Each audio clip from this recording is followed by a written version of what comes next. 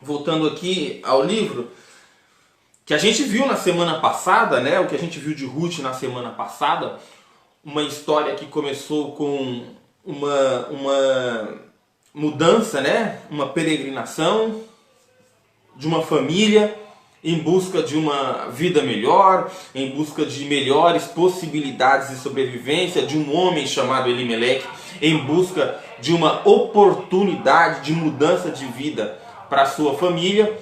No entanto, não encontrou isso daí, né? Foi atrás de alimento, faltou alimento. Foi atrás de vida, encontrou morte, né? Foi atrás de felicidade, na verdade, acabou encontrando tristeza. Foi assim que começou a história da família de Ruth na semana passada. A ideia é a gente continuar a partir daqui e mostrar para você que o livro de Ruth não é só uma história qualquer. O livro de Ruth é muito mais que isso, é muito mais que a gente falou na semana passada, de uma história de amor entre duas mulheres, né? Ruth, que é a nora, e Noemi, que é a sogra, né? De duas mulheres viúvas que resolveram lutar juntas e viver juntas, né? É muito mais que isso, é uma história de redenção. Você vai perceber aqui no livro de Ruth, Deus se mostrando para a humanidade, não só para os judeus, mas também para os gentios, né? O seu plano de salvação, o seu plano de redenção. E a gente vai começar a ver isso daí a partir de agora, e depois a gente vai estender isso aí no capítulo 3 e no capítulo 4. Eu tenho certeza absoluta que você vai se surpreender com a história desta família, né? Vamos começar com a oração e a gente já entra no texto. Amém? Você que está na sua casa aí também, ore junto comigo. Vamos pedir a direção do nosso Senhor. Pai querido, mais uma vez nós estamos aqui, meu Deus, preparando, né, a nossa aula bíblica, meu Pai, para que nós possamos entender a sua palavra que dá vida, a sua palavra que transforma, a sua palavra que liberta, a sua palavra que salva, Pai. Pai, unja este teu humilde servo que se propõe a trazer o ensinamento, por mais humilde, por mais simples que seja, meu Pai. Abra também os corações e a mente das pessoas que estão ouvindo, para que elas possam ouvir e entender, mas acima de tudo aplicar, meu Pai. Colocar em prática o que nós vamos aprender esta manhã, meu Pai. Nos use da melhor maneira possível. É o que eu te peço e te agradeço, com a certeza que o Senhor ouviu a nossa oração. Amém e amém, Jesus. Irmãos, como eu disse, no livro de Ruth, nós não faremos a leitura do capítulo completo e depois voltar versículo por versículo, como das outras vezes, né? Porque senão demora demais. Então a gente já vai começar fazendo a leitura, né? Deixa eu saudar com a paz aí o Carlos Henrique, o irmão Carlos está com a gente também. É isso mesmo, o Lorisvaldo também está com a gente, Lorisvaldo Gomes Ferreira. Paz do nosso Senhor Jesus Cristo a todos vocês, tá? Tá com a Bíblia aí, pessoal? Todo mundo com a Bíblia na mão? Se tiver papel e caneta, melhor ainda. Esteja com a Bíblia na mão sempre nas nossas aulas bíblicas, porque faz toda a diferença, tá bom? Vamos lá. A gente começa o capítulo 2, então, do livro de Ruth. O subtítulo diz assim: Ruth vai buscar espigas. Primeiro versículo, irmão. E tinha Noemi um parente de seu marido, o homem valente e piedoso, da geração de Elimeleque. E o seu nome era Boaz. Esse é o momento em que Ruth, então, vai até os campos de Boaz buscar espigas. Veja, elas ouviram quando elas estavam na terra onde a família foi peregrinar, né, nas terras de Moabe, que o Senhor tinha visitado mais uma vez Belém, a casa do pão, né, a sua cidade. Então, elas voltam para lá, só que as duas voltam viúvas. Eu falei na aula passada e repito hoje. Naquele tempo, o sustento da família dependia do homem, quase que exclusivamente do homem. O dinheiro vinha do homem. Então, essas mulheres voltam viúvas, uma já de idade e uma jovem. Mas viúva, da onde viria o sustento? Então, elas teriam que dar um jeito, né? Então, o que elas foram fazer? Elas voltaram para Belém, né? No caso, Noemi voltou para Belém e o Ruth acompanhando se rendeu ao Deus de Israel, ao Deus da sua sogra Noemi, pelo seu exemplo de vida, pelo seu exemplo de conduta, e vai com Noemi para Belém. Então, chegando lá, a palavra vai falar aqui, ó, no versículo 1, que tinha Noemi um parente de seu marido, homem, valente e piedoso da geração de Elimeleque, e o seu nome era Boaz. A palavra Boaz aqui significa rapidez, ágil, né? Mas a gente vai ver no capítulo 3 que a percepção, o entendimento de rápido, às vezes para a gente e para a palavra de Deus e para Deus, é um pouco diferente. Por quê? Na verdade, rápido, ágil, para a gente, muitas vezes é alguém que faz alguma coisa com rapidez, que aproveita a oportunidade do momento para fazer o que tem que ser feito. E a gente vai perceber ali no capítulo 3 que não foi bem assim que funcionou com Boaz, não. A rapidez dele, na verdade, era de perceber a situação, né?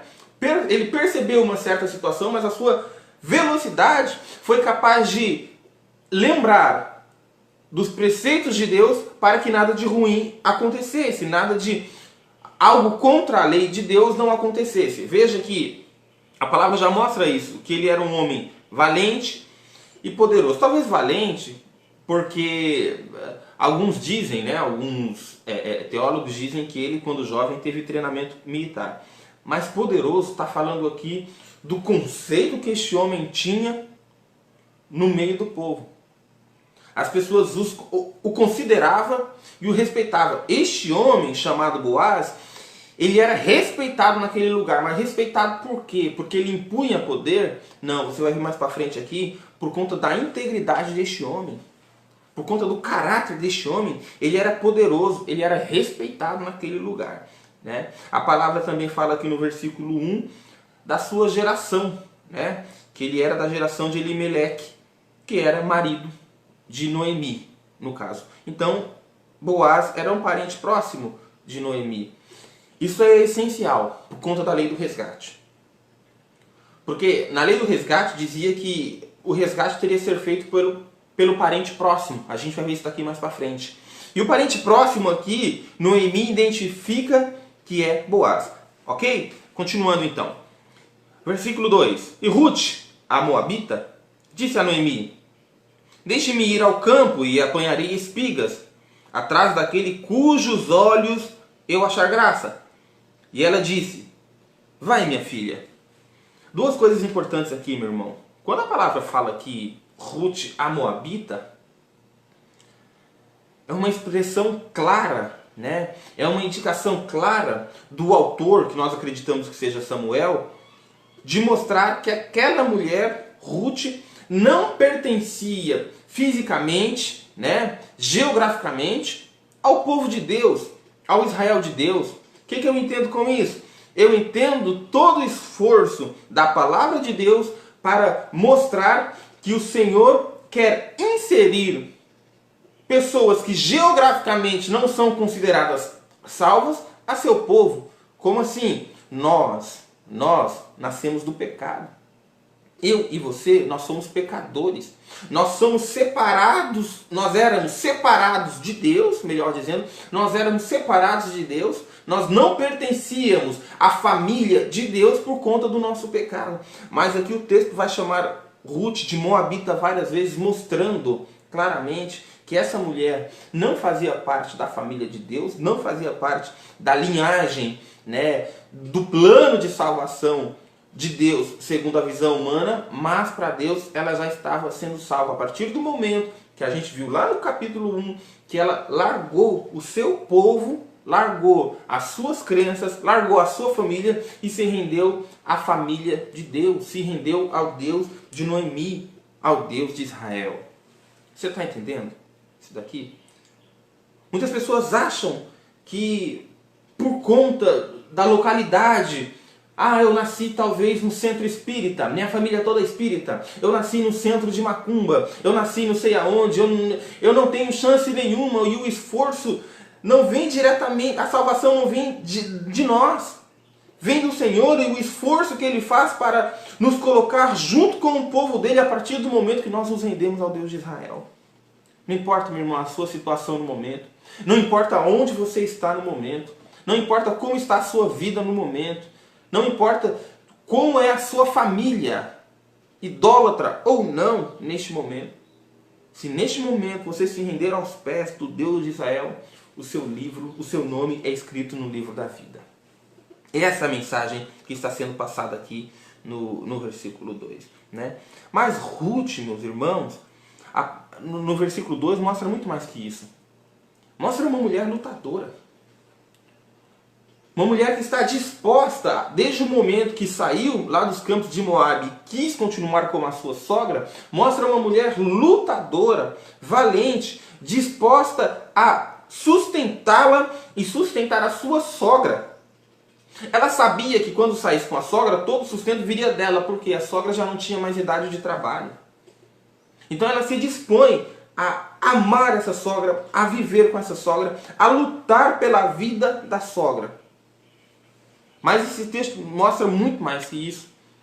Esse versículo 2 mostra a humildade dessa mulher, chamada Ruth. E humildade, na verdade, é o que está faltando na maioria das pessoas. E muita gente está faltando essa humildade. Tanto em pessoas de poder aquisitivo alto, quanto em pessoas de poder aquisitivo baixo. Muitas vezes a gente vê na televisão pessoas por terem uma patente maior, um cargo maior, né, uma condição de vida melhor, humilhando pessoas trabalhadoras. Humilhando entregadores, humilhando guardas municipais, humilhando garis, humilhando as pessoas. Né? Falta humildade, falta humildade. E esta mulher, ela mostra humildade neste momento também. Né? Por quê? Veja o que ela diz aqui. Disse a Noemi: deixa-me ir ao campo e apanharei espigas atrás daquele cujos olhos eu achar graça. Ela poderia dizer o seguinte: eu vou buscar e pronto. Porque na lei está escrito que tem que ser assim, então vai ser assim. E essa lei está escrito lá em Deuteronômio 19, deixa eu lembrar, 19:14. Vamos ver se é isso mesmo? Deuteronômio 19:14. Vamos voltar à Bíblia aqui. Deuteronômio 19, versículo 14. Se não for esse, é outro.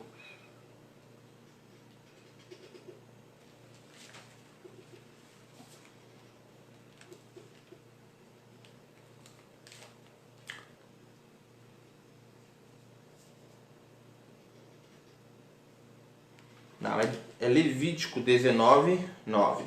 Confundi. Perdão, meus irmãos.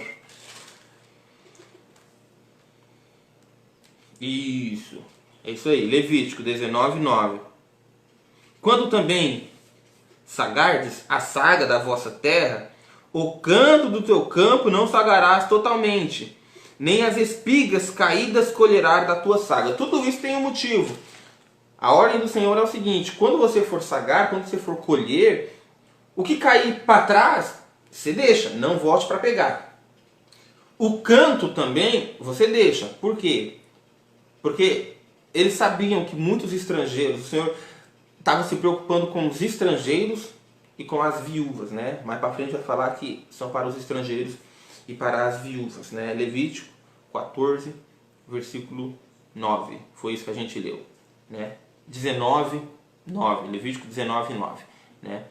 Mas apesar disso, ela não exigiu, né? Ela, na cabeça dela não era uma exigência para que fizesse cumprir a lei. Ela falou: não, eu vou lá e quem permitir eu vou colher nesse campo, né? Continuando, versículo 3. E foi, pois, e chegou e apanhava espigas no campo após os sagadores, e caiu-lhe sorte uma parte do campo de Boaz, que era da geração de Elimeleque. Veja, muitas vezes nós acreditamos que algumas coisas que acontecem na nossa vida, as coisas que acontecem na nossa vida, é um mero acaso. É sorte, né? Ah, não sei por que isso daqui aconteceu. Na verdade, o que pra gente é sorte, muitas vezes é a providência de Deus.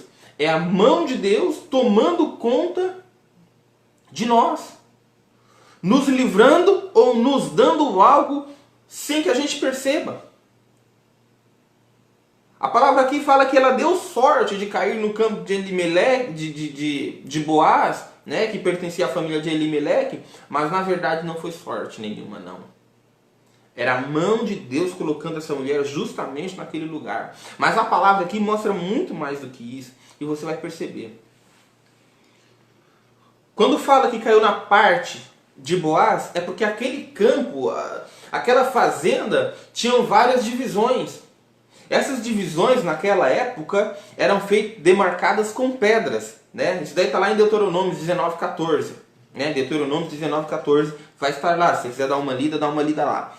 Eram demarcados com pedras. Era o que dividia o campo de uma pessoa para outra. Só que muitas pessoas de pouco caráter, pessoas que não eram íntegras, na hora de fazer as demarcações, demarcavam erroneamente de propósito para ficar com parte maior. Né? Ou às vezes trocavam um pouquinho para poder ter uma colheita melhor, colher aquilo que não era dele. Boaz não era esse tipo de homem. A demarcação que foi feita dos campos de Boaz foi aquilo ali exatamente que ele cumpriu. E o fato é que por isso Ruth acabou caindo justamente no campo dele, nas partes dele, e colhendo ali as espigas, né? Bom, versículo 4. Eis que Boaz veio a Belém e disse aos seus segadores, o Senhor seja convosco. E disseram-lhes, o Senhor te abençoe. Esse trecho aqui, irmãos, esse versículo 4, eu acho uma coisa incrível, para te falar bem a verdade. Lembra que a gente estudou no capítulo 1? Que esta história, este evento, acontece justamente no período de Juízes. Se você for ler Juízes, você vai ver que é talvez do período que tem a maior apostasia do povo. A apostasia é quando o povo se afasta de Deus. É um afastamento das coisas de Deus, apostasia. E toda hora, lá em Juízes, está escrito assim: e nasceu um povo que deixou o Senhor, e nasceu o povo que fez mal às coisas de Deus, e nasceu um povo que não seguia as leis de Deus. Então toda hora tinha esse povo nascendo, se afastando das coisas de Deus. Mas apesar deste evento, dessa história estar acontecendo neste período, ainda existia pessoas tementes a Deus. Boaz e os seus servos, Boaz e os seus segadores, eram um desse povo. Que apesar de o mundo inteiro, apesar da maior parte do povo estar se entregando aos prazeres do mundo, estar fazendo tudo ao contrário da vontade de Deus, ainda tinha uma resistência para a glória do nosso Senhor Jesus Cristo. E talvez, meus irmãos, seja exatamente este o período que nós estamos vivendo também. Seja exatamente igual, ou talvez até pior. Como assim, Daniel? Como assim? O que você está querendo falar? Veja as igrejas de hoje em dia. Perceba os crentes de hoje em dia. Perceba o que se chama de louvores ao Senhor hoje em dia. As igrejas de hoje em dia, uma grande maioria, não tem mais se importado em engrandecer o nome do Senhor. As igrejas de hoje em dia não tem mais importado em falar de arrependimento, em falar de conversão, em falar da glória de Deus. Tem se trocado para os bens materiais. Muitas igrejas hoje em dia têm se vendido. Tem falado para as pessoas somente de bênção para deixar a casa cheia. E o nome disso daí também é apostasia, meu irmão. Porque você está se separando das coisas de Deus para viver as coisas do homem. Como se não bastasse. Como se não bastasse.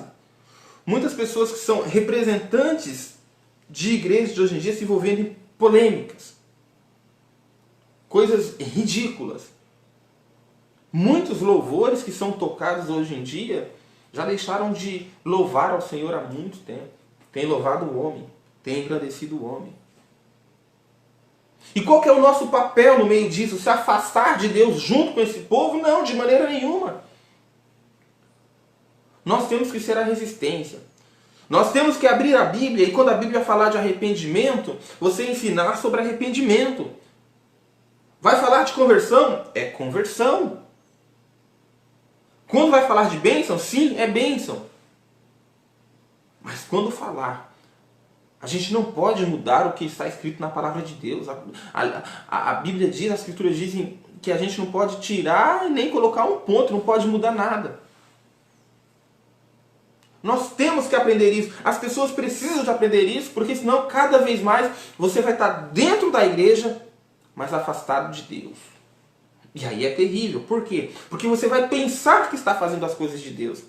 Você vai pensar que está na presença de Deus, mas não está. Você está na igreja e longe da presença de Deus.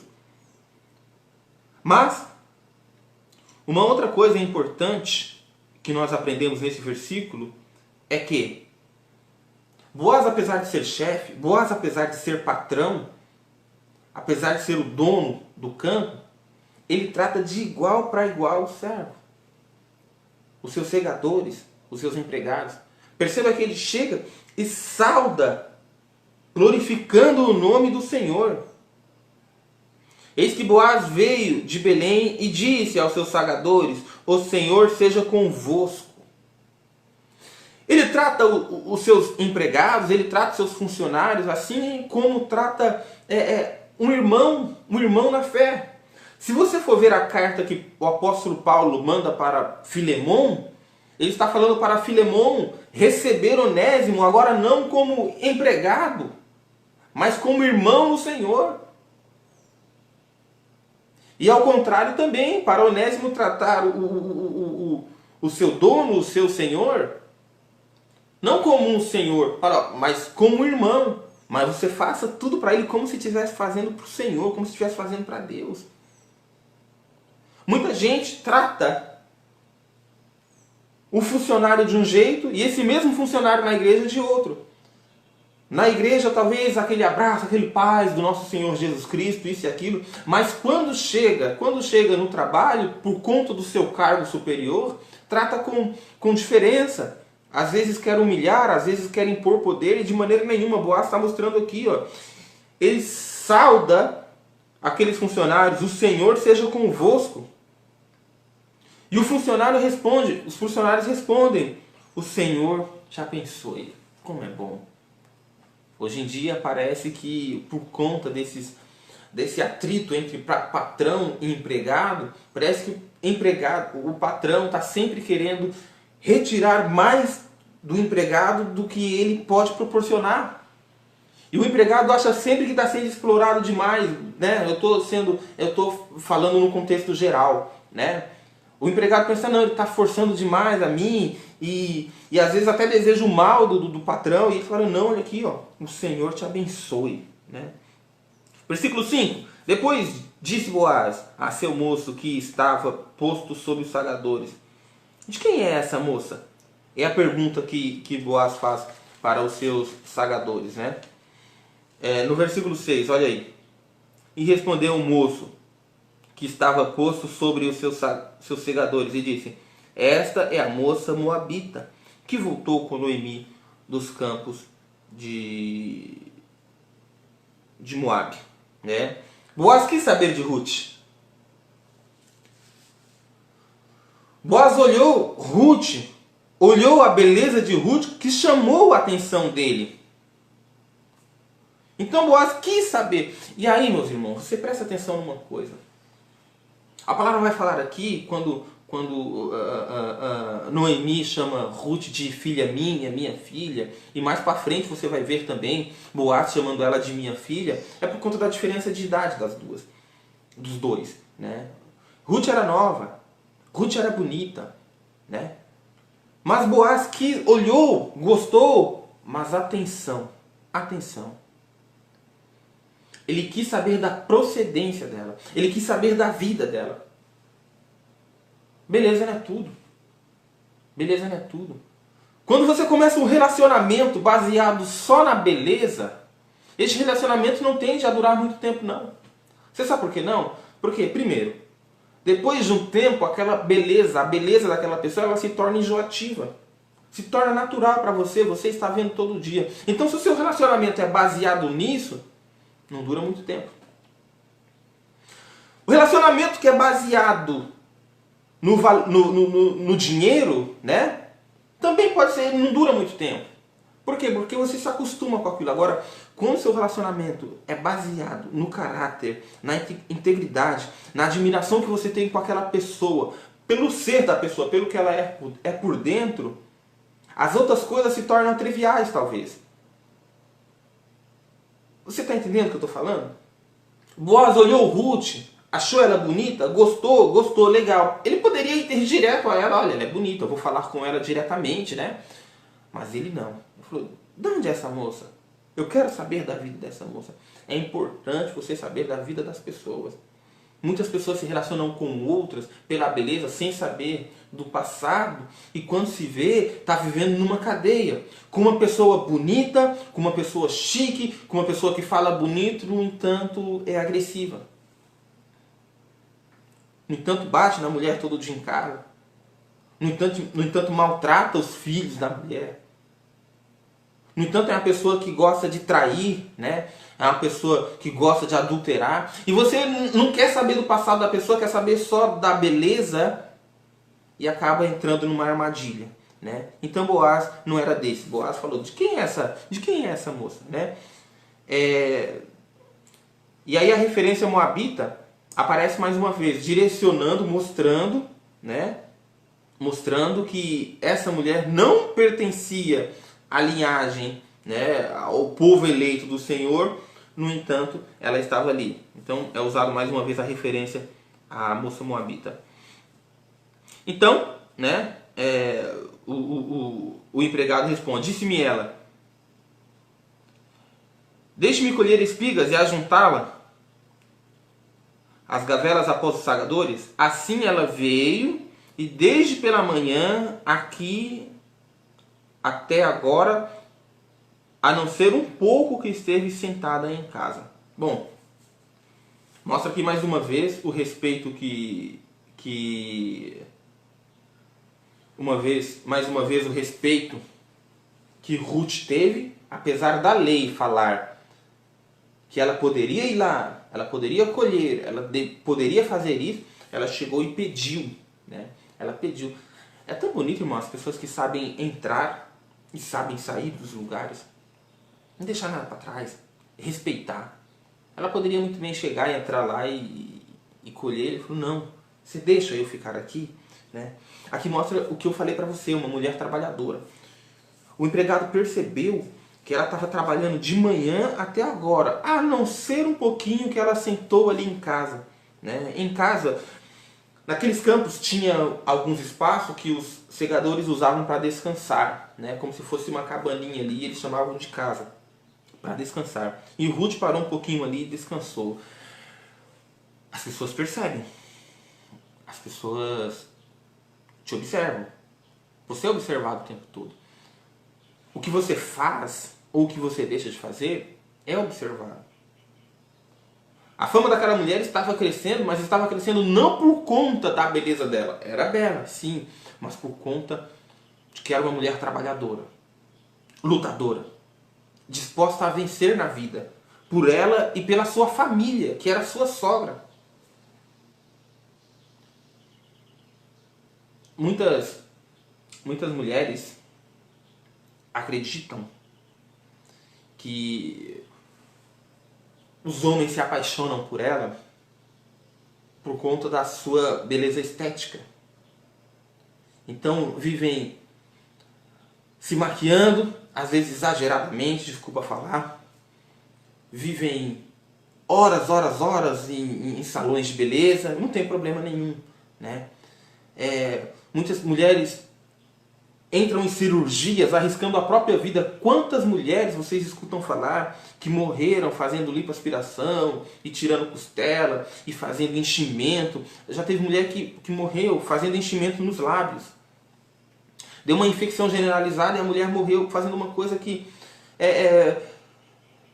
Deus fez assim, mas aí quer talvez a vaidade, né? A busca por admiração, e acaba esquecendo de algumas coisas que são principais. Que o que é observado, na verdade, para uma vida inteira, não é isso. Isso daí se torna coisas banais. O que é observado, na verdade, o que as pessoas admiram, na verdade, é o quanto a pessoa é lutadora. O quanto a pessoa é batalhadora, né?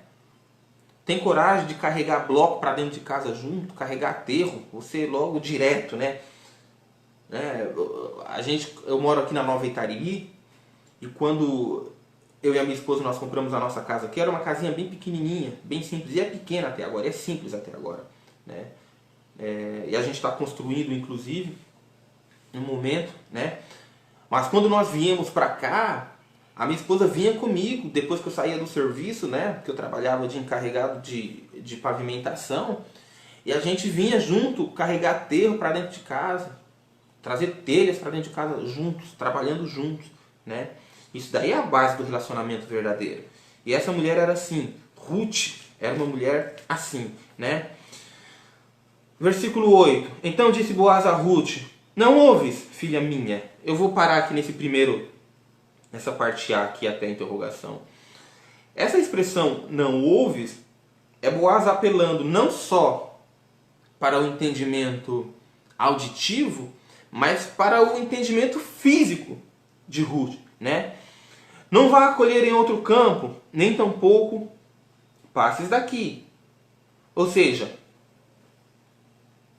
Boaz queria Ruth perto dele, perto das terras dele, perto do que pertencia a ele.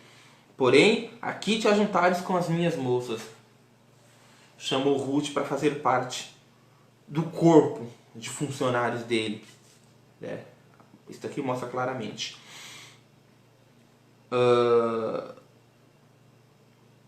Os teus olhos estão atentos no campo,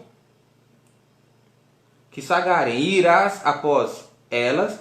Não dei ordem aos meus moços que não te toquem? Tendo tu sede, vai aos vasos e bebe do que os meus moços tirarem. Boaz está falando para Ruth o seguinte: fique à vontade. Eu sou teu protetor. Eu estou aqui para fazer o melhor para você. Fique à vontade em tudo que é meu. Usufrua. Eu dei ordem para que te protegessem, para que ninguém fizesse nada contigo. Isso mostra, meus irmãos, que talvez naquele tempo alguns segadores se aproveitavam de mulheres estrangeiras e mulheres viúvas. E Boaz mostra aqui toda a preocupação com Ruth. Falou: ninguém vai tocar em você. Eu dei ordens para ninguém tocar em você.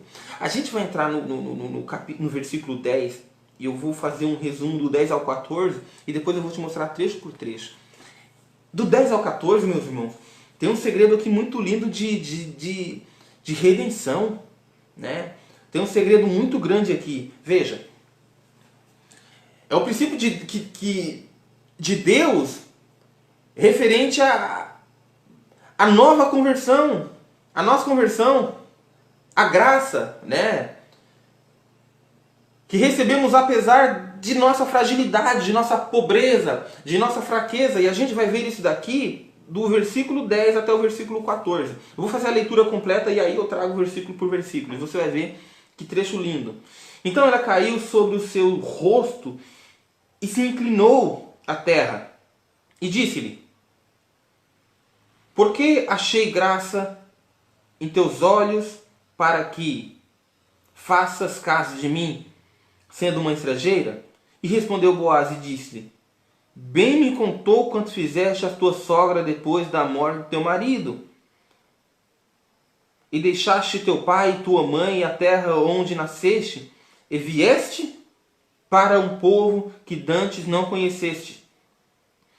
O Senhor galardoe o teu feito, e seja cumprido o teu galardão do Senhor, Deus de Israel, sob cujas asas vieste se abrigar.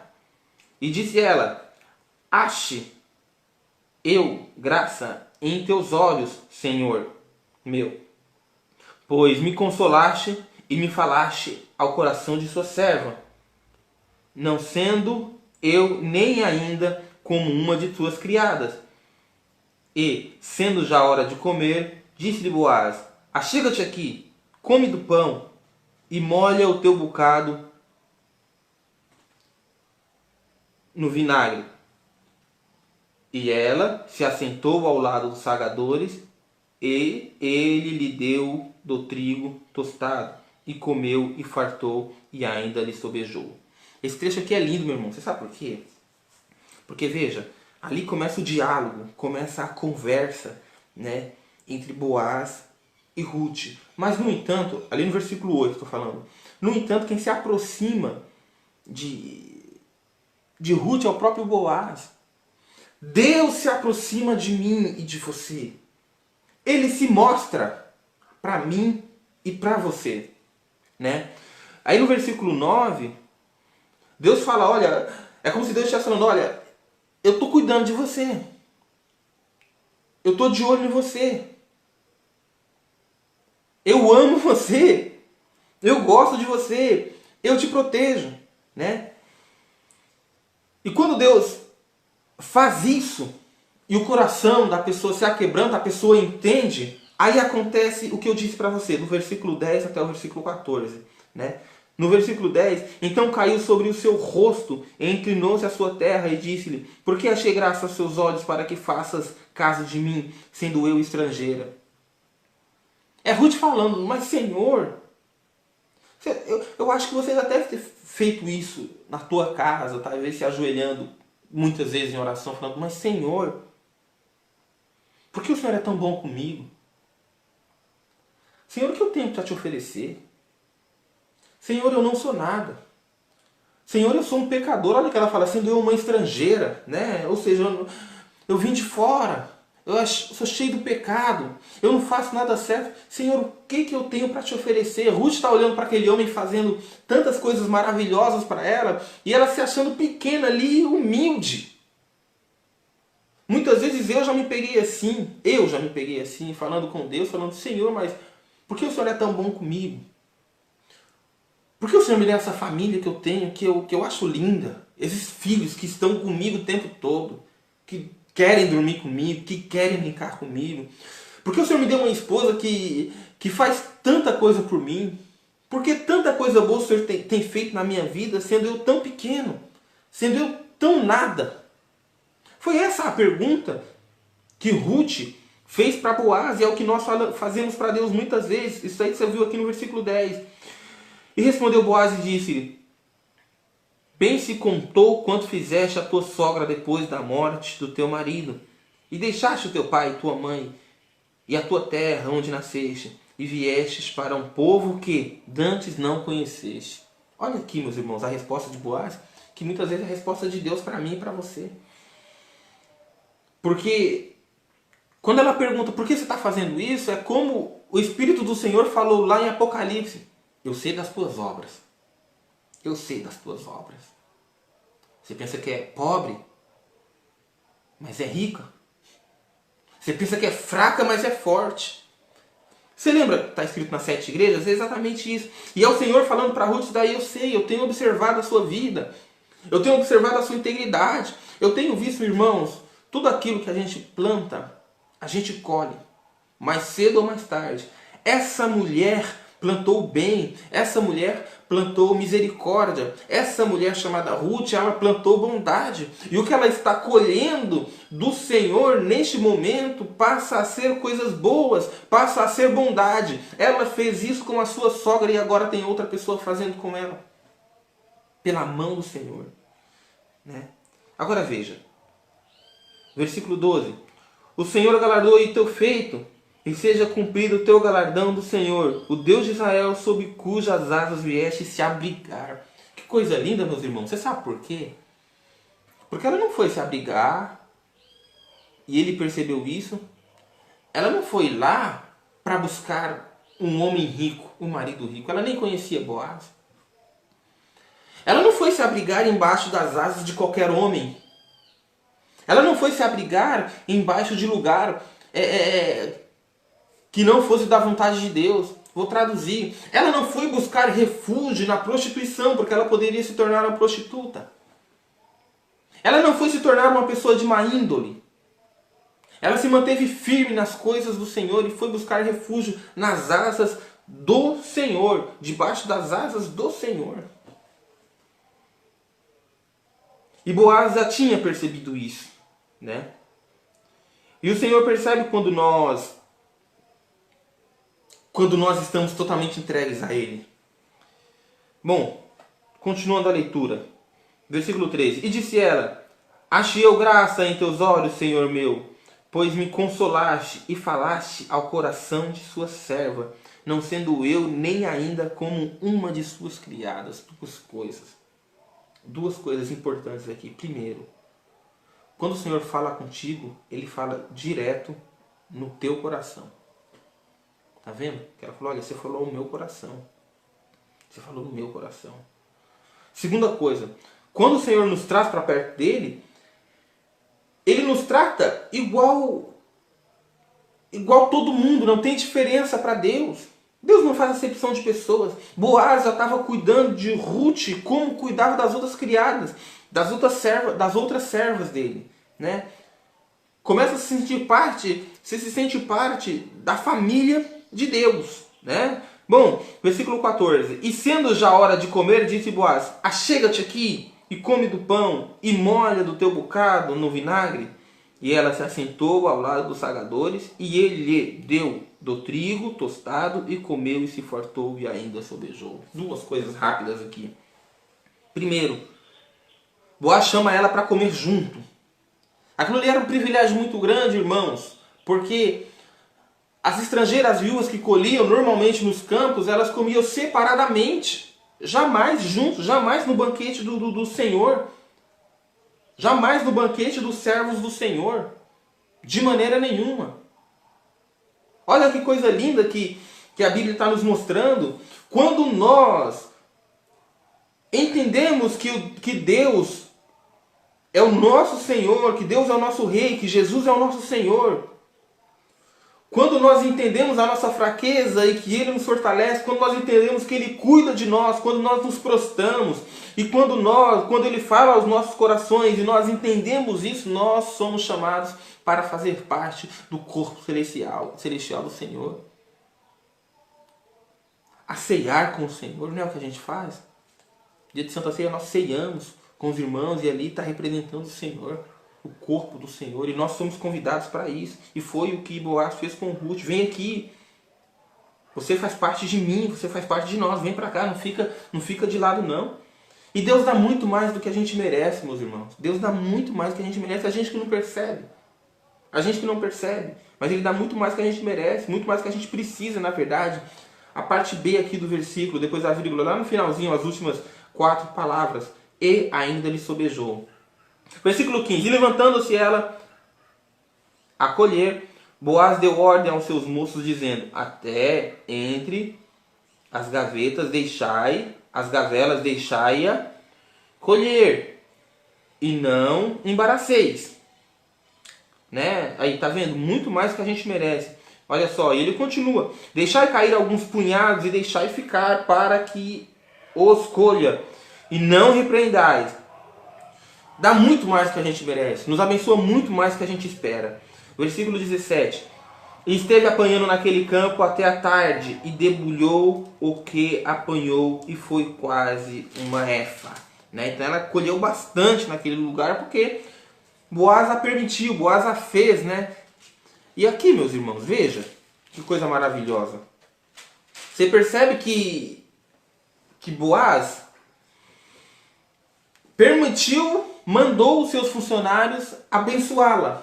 Né? Mandou os seus funcionários: ó, não repreendeis, não embaraceis ela não. Deixa ela trabalhar, deixa ela colher. Deixa aí para ela ficar à vontade. Só que ela não ficou parada, ela era uma mulher trabalhadora. Deus dá oportunidade para mim e para você. Deus mostra as possibilidades para mim e para você. Só que se a gente não arregaçar a manguinha aqui, ó, e colocar a mão na obra, as coisas não acontecem no passe de mágica. Os empregados dele não iam colher tudo e entregar para ela, de maneira nenhuma. Mas ela teria que trabalhar. E ela, uma mulher trabalhadora, batalhadora, fez o que tinha que ser feito. Bom, e tomou e veio à cidade, e viu sua sogra que ela tinha apanhado. Também tirou e deu-lhe o que lhe sobejara, depois de fartar-se. Era uma mulher boa, né? Ela, a benignidade de Ruth era muito grande, porque ela não só comeu, mas também ela levou para a sua sogra. Tá bem claro aqui, né? Ela partilhou com a sua sogra do que o Senhor tinha dado para ela. Um dos princípios de uma pessoa convertida é exatamente este. A pessoa sabe que aquilo ali é muito para ela. Ela foi abençoada, abençoe também. Você não está sendo abençoado? Abençoe também. Tá? Versículo 19, vamos correr aqui para dar tempo. Então disse a sua sogra: onde achaste? Onde colheste hoje? E onde trabalhaste? Bendito seja aquele que te reconheceu.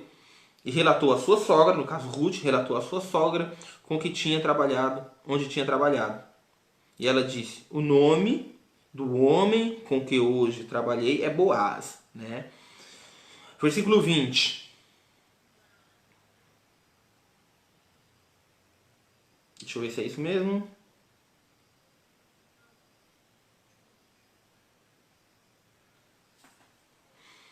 É isso mesmo. Olha só, meus irmãos. O grande problema das pessoas hoje em dia, na verdade, é a ingratidão. E Ruth não era assim. Ruth era uma mulher grata. Veja. Ela trabalhou, foi bem recebida. E ela recebeu. Ela foi abençoada. Mas na hora dela falar quem abençoou, ela falou também: olha, eu fui recebida, eu trabalhei, eu colhi nos campos de Boaz. Foi Boaz o homem que me abençoou, né? Você não pode esquecer de quem te ajudou, tá, irmãos? Um princípio de uma boa convivência, um princípio de vida para qualquer pessoa é reconhecer quem o abençoou. Deus usa pessoas para te abençoar e você tem que ser uma pessoa agradecida. Você tem que ter gratidão pelas pessoas, né? Bom, vamos lá. Continuando. Versículo 20. Então Noemi disse à sua nora, Ruth no caso: bendito seja o Senhor que ainda não tem deixado a sua beneficência nem para com os vivos nem para com os mortos. Disse-lhe mais Noemi: este homem é o nosso parente chegado e um dentre os nossos remidores. Você viu como é que as coisas começaram a mudar? Noemi anteriormente estava falando: Deus está bravo comigo. Não me chama mais Noemi, que significa doce, que significa feliz. Me chame Mara, porque eu estou amargo. O Senhor tem trago amargura para mim. A mão do Senhor está pesando sobre mim. Agora, quando ela começa a perceber a providência de Deus na vida dela. Porque ela olhou e falou: olha, bendito seja o Senhor. O que talvez inicialmente tinha dito que era um acaso, Noemi já percebeu aqui que era a mão do Senhor trabalhando na vida dela. Bendito seja o Senhor, que não tem deixado a sua beneficência nem para com os vivos, nem para com os mortos. Veja que coisa linda. Por que isso, meus irmãos? Porque elas estavam vivas, só que o nome dos mortos, né, tinha que continuar, tinha que dar continuidade. Precisava de um resgatador. E o resgatador era justamente este homem chamado Boaz, para dar continuidade aos filhos, ao nome, né, dos filhos de Noemi, né?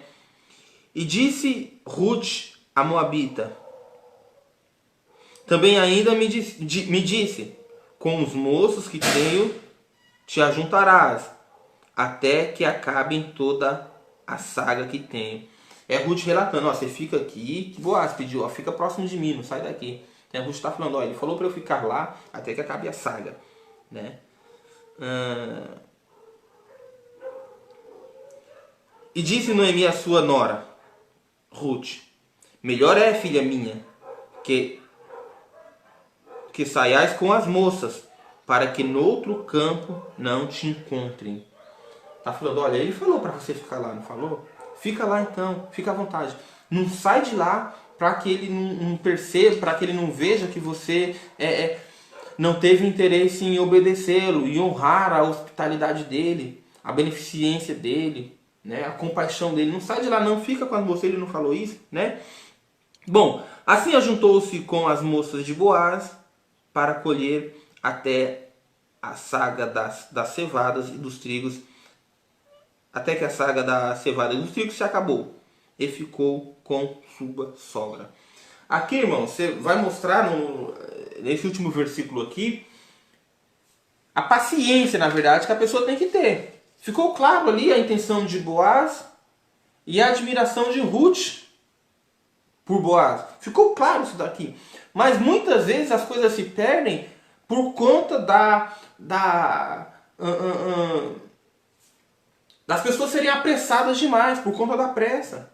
O relacionamento dos dois não aconteceu do dia para a noite. Não foi num dia que eles se conheceram, no outro dia já tinham um relacionamento e no outro dia estava casado. De maneira nenhuma. Ela chega no início da saga e quando acaba e fica lá até o fim da saga e volta com a sua nora. É muito tempo. É muito tempo, né? São muitos meses aí. E ela teve paciência de esperar. E Boaz também teve essa paciência de esperar. Esperar no Senhor. Esperar a providência de Deus. Esperar que as coisas se acertem, né? Sem correria. Cada coisa a seu tempo. Lá em Eclesiastes vai falar: há tempo para todas as coisas, né? Às vezes as pessoas perdem oportunidades grandes por conta de ser afoito, de ir com muita sede ao pote. Este período, é claro que Ruth esteve observando Boaz e Boaz observando Ruth e conhecendo-a melhor da maneira que eu falei anteriormente, como personalidade. A fama de Ruth chegou primeiro que os dotes dela. Você percebe que quando Boaz pergunta de Ruth para o seu servo, ele fala: não, essa mulher aí, ela veio lá dos campos de Moabe com a sua sogra Noemi, né? Porque o seu marido morreu e o seu sogro também morreu e ela está cuidando. A fama de Ruth chegou primeiro que a beleza dela. E o Boaz precisava de um período para conhecê-la melhor. E esse período ele faz dessa forma. Amém? Na semana que vem a gente começa o capítulo 3. E nesse capítulo 3 tem muitas coisas lindas para a gente aprender aqui. Porque neste capítulo 3 vai mostrar claramente como o Senhor nos resgata. Como o Senhor nos comprou. Como Jesus, né, nos libertou do pecado. Né? No capítulo 3 e no capítulo 4. Né? Mas vai mostrar nesse plano aí o que para muita gente não tem muito significado. Não entende talvez, mas eu quero que você entenda isso aqui a partir da semana que vem, tá bom? Meus irmãos, feliz Dia dos Pais a todos vocês. Fiquem na paz do nosso Senhor Jesus Cristo. Não se esqueça, hoje à noite tem culto da família, né? Eu vou ter a honra de estar trazendo a palavra hoje à noite, num dia tão especial que é o Dia dos Pais, tá bom? Grande beijo, fiquem com Deus, fiquem na paz. Tchau, tchau.